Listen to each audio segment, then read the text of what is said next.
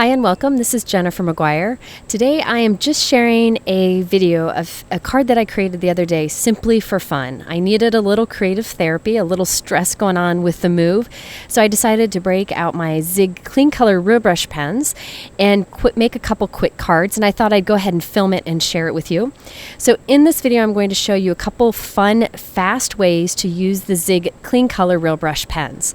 So I'm first going to start out by coloring this adorable reindeer from Avriel. I think this is a great stamp set. I'm inking it up with archival ink from Ranger. This is great black ink. And I'm going to stamp this on to some Bristol super smooth cardstock. I'm going to show you the package of that in a moment. I'm also going to stamp a little bow, and I'm going to color these two things in. Now you can use Zig Clean Color Real Brush pens on just about any paper you want, but they do perform very different on all the different papers. I like to use it on watercolor paper or on this Bristol paper that I'm using today. I find that the color moves better on those than other cardstocks, but you can try out whatever you have. Here is the Strathmore Bristol smooth surface cardstock I'm using today. I've been reaching for this more and more. It is the only white cardstock I use besides Neenah, and I keep it in the pad so I don't confuse it with my Neenah cardstock. The smooth surface of this cardstock really allows for easy blending with these pens. Okay, so I went ahead and started the coloring, and I'm going to show you how I achieved this look. If you notice, there's like a texture look to it. Now on this paper, I have 3 shades of brown that blend together nicely. Actually, the lightest shade is a gray, but it blends beautifully. So here I'll color his chest. You can see how the color goes on very smooth, and then you can blend them together effortlessly. However, I wanted a texture look to this for the little deer, so I first do my blending with the color very quickly, nice and smooth, and then I go back and add tiny little dots here and there. And as that dries, it blends a little bit, but it does leave some of that look of texture behind. So you notice first I put down a solid area, then I come in and add some lighter color in that solid area. Then I come back with the pen and do little dots.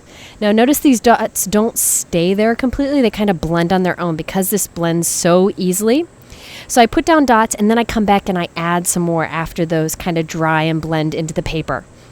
This is really easy to do, and I love the look of adding the dots onto this, just to give it a little bit of texture. I'm keeping this card very simple. This is the only image there will be, so I thought adding the texture would add a bit of interest. So you can see how I keep going back and adding dots to the different areas. Here I'm going to do inside his ear. You can see me blend between the dark, the medium, and the very light colors. And you can see how easily they blend. I find these blend so much easier than Copics. This is a very different marker than Copic though, and it really works great on the smooth paper. It also works nicely on watercolor paper too. I will link to a video where I talk a lot about the properties of these markers and some tips for using them. I share several ways to use them. I actually have 2 videos that might be helpful, and I'll link them both here. So I also stamped a bow, and I'm coloring it with a dark red and a lighter red. And then I actually came in and added tiny little dots with my dark brown pen, just to add shading towards the inside. And then I came and added some more red dots over that to kind of blend it out. It's amazing how easily these colors blend on this paper, and how fun it is to add those tiny little dots. They kind of blend in enough so that they don't stand out too much, but it gives you that wonderful look of texture. Just another fun way to use your markers. Now you could do this same technique of doing blending and then dots over it with a lot of different markers, so give it a try with whatever you have, including with Copic markers. Okay, so I decided to keep the rest of the card very simple, but I wanted a little bit of interest. So I'm using this set of dotted rectangles from Avriel. Now you can cut these all apart and use them individually, or you can tape them together and use them as a whole. So I'm going to create a background using all of these dotted rectangle dies together. Now these dies don't actually cut any pieces, they just pierce tiny little holes into these rectangle shapes. I really like doing this on the back of plain white cardstock because it adds some interest to it. So I have a 4 1/4 by 5.5 inch top folding white note card. I taped those dies down, ran it through my die cut machine, and check it out. It pierces all those tiny holes in the background. Now you just run these through your die cut machine as you would any dies. Okay, so I'm going to go ahead and glue my little deer kind of towards the top center and then add the bow with some foam adhesive. I did die cut a sentiment for this. I die cut the words "Miss You" from some black glitter cardstock. And I used this great die set from Avriel. It comes with this large tag, and look at all the words. I printed them on my label up there. All those words, dies are included in that set. You can make many different greetings with this. It's one of those die sets that has a lot of bang for your buck, and I really like the Miss You. So I'm just going to go ahead and glue these right below the reindeer. Since the card is simple, I find that using black glitter cardstock for the sentiment really makes a big difference. I also wanted to add some shimmer to the reindeer itself. I'm using my Spectrum Noir sparkle pens. You could use Wink of Stella if you want to. Now the Spectrum Noir sparkle pens, sometimes that moisture from the pen will reactivate your colors and cause them to blend some. So I encourage you to test them out first. Here it's moving a little bit of the color, so that's why you see me kind of wiping the color off the tip of my brush as I move from color to color. But if I dry this quickly, I don't have to worry about the look changing much. I did get a little marker off his leg there, so I'm just scratching that away with a craft knife, and nobody will ever know. I also added a coat of glossy accents to the bow for some added shine and little white dots onto his back.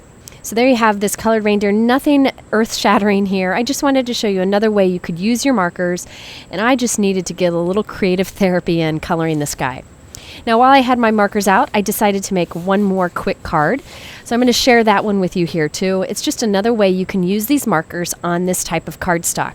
This is a really fast and fun way to create a colorful background using the Zig Clean Color Real Brush pens.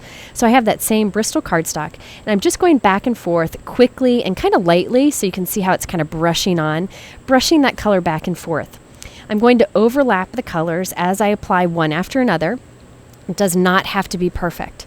Now you could keep it like this with the blending kind of brush stroke looking, or you can take a baby wipe like I am here and help blend it together. A few times back and forth across it with a baby wipe or a wet cloth really helps to blend it. That also saves a lot of time. You don't have to put as much of the marker down. So here I'm just blending colors together, and really you can blend any colors of the Zig Clean Color together using this technique. Since this cardstock is smooth, it allows you to have some time to blend it, and that baby wipe really does a good job doing it. Okay, once it's done, I'm just going to go ahead and heat set it, and then I want to add a white heat emboss sentiment right over top. So I'm using my anti-static powder tool on it. I have another Avriel stamp set here.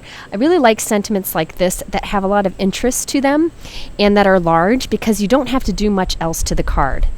So I am going to go ahead and stamp with Versamark ink and add some Hero Arts white embossing powder. After I heat set it, I decided to add some little stars from that same stamp set to kind of decorate above and below it. You could instead use embellishments if you want to, but I wanted to keep this pretty flat. So after I've stamped those and white heat embossed those, we're done with this piece. I did trim it down a little bit with my trimmer, and now I'm going to add the dotted rectangles to the background. But this time I'm only going to use 3 of the dotted rectangles, the 3 biggest. This is the Avriel stamp or die set that I used earlier also. I'm using the 3 biggest ones. I still haven't cut those apart. If you had cut those apart, you can just tape them back together for this. And I'm placing it on the front of a 4 1/4 by 5.5 inch top folding white note card. And I'm going to run that through. Again, you just use these as you would any other die. And it puts those tiny little piercings in those large rectangle shapes in the background. Okay, so now I wanted to glue that stamped piece to the center of this card, but I wanted it to have some dimension. So I'm putting some adhesive on the back of it, and then I'm putting a piece of craft foam back there. This is a nice, even way to add dimension to the back of a piece that won't get crumbled in the mail. Then I'm going to put glue in the center of my card and add the piece right to that.